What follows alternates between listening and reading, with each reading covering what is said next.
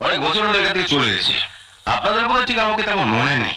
ঠিক মনে নেই তা নয়, তবে আমার কিন্তু আপনাদের ঠিক মনে আছে। আপনারা তিন ভাই মিলে মাঝে মাঝে আমাকে এমন পেটাতেন না?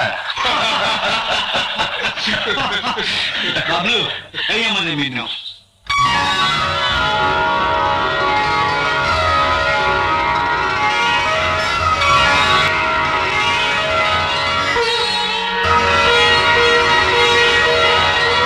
বস।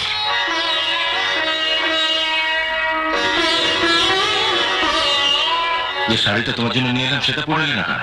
এমনি আমি এত করে বললাম, তবু এত চেয়ে দেবে না। শাড়িটা বুঝি তোমার পছন্দ হয়নি? পাগল, অত দামি শাড়ি আমার পছন্দ হয়নি বললে তো গাছ তুলে খাসবে। তবে পড়লে না কেন? আর তাছাড়া সত্যি কথা বলতে কি, আমি গরিব স্কুল মাস্টারের মেয়ে, অত দামি শাড়ি পরার অভ্যেস আমার নেই। আপনি আমার জন্য পাত্র খুঁজে দেবেন বলে দয়া করে আমায় দেখতে এসেছি। আমি ঠিক যা তাই দেখে গেলে আপনার বোধহয় পাত্র খুঁজতে সুবিধে হয়, তাই না? তবে আপনি আমাকে দেখবার জন্য পাত্র কি নিয়ে আসবেন সেটা নিশ্চয়ই আগে থেকে বাবাকে জানাবেন। আমি আপনাকে কথা দিচ্ছি, তার আগে আমি শাড়ি পরাটা অভ্যেস করে ফেলবো। আর পাত্র এলে আমি শাড়িটা পরে দাঁড়িয়ে বলবো শাড়িটা আপনি আমায় দিয়েছেন। তাহলে তো আপনার আফসোস করার কিছু নেই, ঠিক না? বাহ, খুব সুন্দর কথা বলতো তুমি।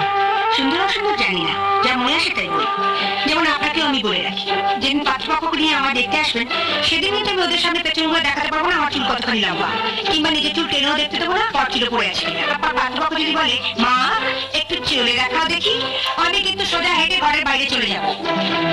আর আমি খোড়া না ল্যাংড়া তা বোঝাবার জন্য একবার সামনের দিকে আরেকবার পেছন দিকে হেঁটে চলে দেখাতে পারবো না। যা দেখবার বুঝবেন আপনি দেখে বুঝে নিন।